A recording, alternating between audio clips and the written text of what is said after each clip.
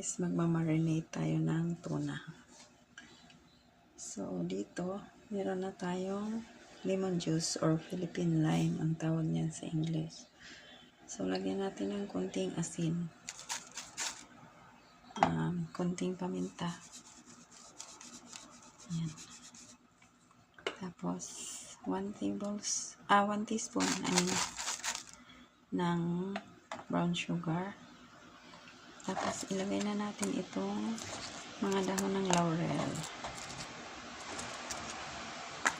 Tapos, meron akong tinunaw na 1 teaspoon na white sugar.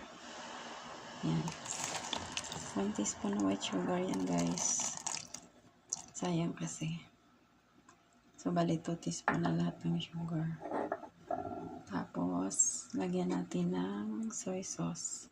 So, dami-damihan natin ang soy sauce kasi ito yung magbibigay ng kulay sa ating tuna steak kapag naluto na. So, mga around half cup. Yan, around half cup na yan. Tapos, lagyan natin ng konti magic sarap. Konti lang. Yan, okay na yan.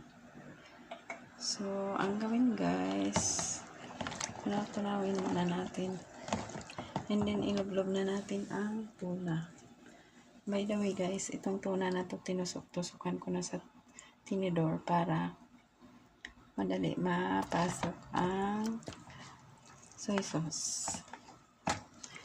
Hindi mo naman makita yan pag naluto na. Magsisilyo na yan.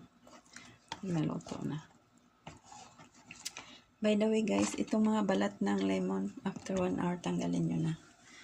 Nilagay ko lang dyan kasi yan, pabango. May aroma pa yan para sa ating tuna steak. So, balik-baliktarin nyo na lang ng ganyan ang tuna. Every 30 minutes. So, pwede mo siyang i-marinate overnight. Or, pwede mo rin siyang i-marinate sandali lang, tapos ibalik mo sa freezer. And then, kinabukasan, pag ito, mabalik-balik na rin din. So, ganun lang. Marinate lang natin to guys, kasi hindi pa natin lutuin. Pag niluto natin to, gagamit tayo ng butter at saka olive oil. So, that's all for today guys. Thank you so much for watching. Sana mag-subscribe kayo para makatulong tayo sa ibang tao. Thank you guys. Love you all.